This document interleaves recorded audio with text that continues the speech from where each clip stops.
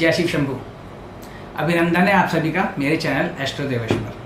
आज मैं आपसे पितृपक्ष के विषय में बात करूंगा और बताऊंगा कि श्राद्ध कितने प्रकार के होते हैं और हमें अपने पितरों की तृप्ति हेतु कौन कौन से श्राद्ध अवश्य करने चाहिए। पितृपक्ष अथवा श्राद्ध पक्ष का समय भाद्रपद मास की पूर्णिमा से आरंभ होकर अश्विनी मास की अमावस्या तक रहता है। पितृपक्ष में सबसे पहले पूर्णिमा का श्राद्ध तथा इसके बाद तिथि अनुसार प्रतिपदा को पहला श्राद्ध, तृतीया को दूसरा श्राद्ध, तृतीया को तीसरा श्राद्ध आदि क्रम से मनाए जाते हैं और पितरों की विदाई अश्विनी मास की अमावस्या को की जाती है। पितृदोष के अनेक कारण बताए गए हैं। परिवार में किसी की अकाल मृत्यु होने से, अपने माता पिता आदि सामान्य जनों का अपमान करने से, मरने के बाद माता पिता का उचित ढंग से क्रियाक्रम और श्राद्ध क्रम नहीं करने से, उनके निमित्त वार्षिक श्राद्ध आदि न करने से पितृदोष लगता है। इसके फलस्वरूप परिवार में अशांति, वंश वृद्धि में रुकावट, आकस्मिक बीमारी, संकट, धन में बरकत ना होना, सारी सुख सुविधाओं के होते हुए भी मन असंतुष्ट रहना आदि पितृदोष के लक्षण हो सकते हैं। ऐसी मान्यता है कि पितृपक्ष में हमारे पितृ तृप्ति हेतु पृथ्वी लोक में आते हैं और श्राद्ध के माध्यम से हव्य प्राप्त कर तृप्त होते हैं।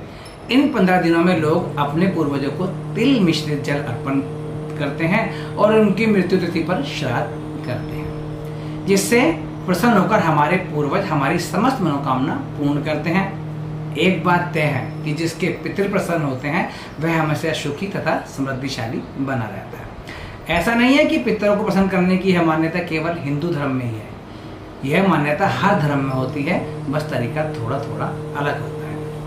अब बात करते हैं कि श्राद्ध कितने प्रकार के होते हैं और उनका क्या महत्व होता है। आगे बढ़ने से पहले आप में से जिन लोगों ने मेरे चैनल तक सब्सक्राइब नहीं किया है या जो लोग नए जुड़े हैं मेरे साथ, वह चैनल को सब्सक्राइब कर बेल का बटन भी अवश्य दबाएं। वीडियो समझने के लिए इसको अंत तक अवश्य देखें, तो बने रहें इस वीडियो में मेरे साथ अंत तक। शास्त्रों में श्राद्ध क्रम में कई प्रकार के भेद बताए गए हैं। भविष्य पुराण में 12 प्रकार के श्राद्ध क्रम बताए गए हैं, जिनका वर्णन इस प्रकार है।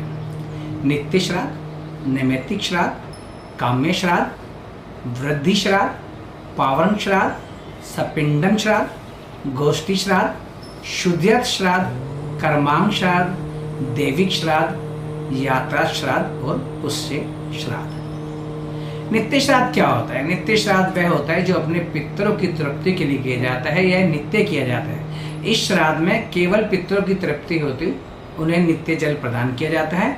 आप अपनी दैनिक पूजा में नित्य श्राद्ध को शामिल कर सकते हैं। नैमित्तिक श्राद्ध, किसी को निमित्त बनाकर जो श्राद्ध किया जाता है उसे नैमित्तिक श्राद्ध कहते हैं। इसे एकोदिष्ट के नाम से भी जाना जाता है। एकोदिष्ट का मतलब किसी एक को निमित्त बनाकर किए जाने वाला श्राद्ध। जैसे किसी की मृत्यु हो जाने पर दशहा, एकादशा आदि एकोदिष्ट श्राद्ध के अंतर्गत आते हैं। इसमें विष्णुदेव को स्थापित नहीं किया जाता है। अब बात करते हैं काम्य श्राद्ध की। किसी कामना की पूर्ति के निमित्त जो श्राद्ध किया जाए वह काम्य श्राद्ध कहलाता है।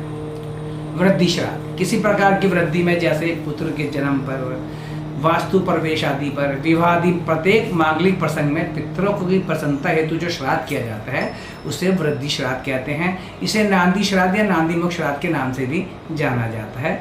किसी भी मांगलिक कार्य के आरंभ में इस श्राद्ध को करना अनिवार्य माना जाता है। अब बात करते हैं पावन श्राद्ध की। पावन श्राद्ध किसी पर्व जैसे पितृपक्ष, अमावस्या या पर्व की तिथि आदि पर किए जाने वाले श्राद्ध को पावन श्राद्ध कहा जाता है। यह श्राद्ध विष्णुदेव सहित किया जाता है। सपिंडन श्राद्ध, सपिंडन शब्द का अभिप्राय पिंडों को मिलाना। यह श्राद्ध मृत व्यक्ति के 12वें दिन किया जाता है। इस श्राद्ध में प्रेत पिंड का पितृपिंडों में सम्मेलन कराया जाता है, इसलिए इसे सपिंडन श्राद्ध कहा जाता है। गोष्ठी श्राद्ध, जो श्राद्ध सामूहिक रूप से समूह में संपन्न किए जाते हैं उसे गोष्ठी श्राद्ध कहते हैं।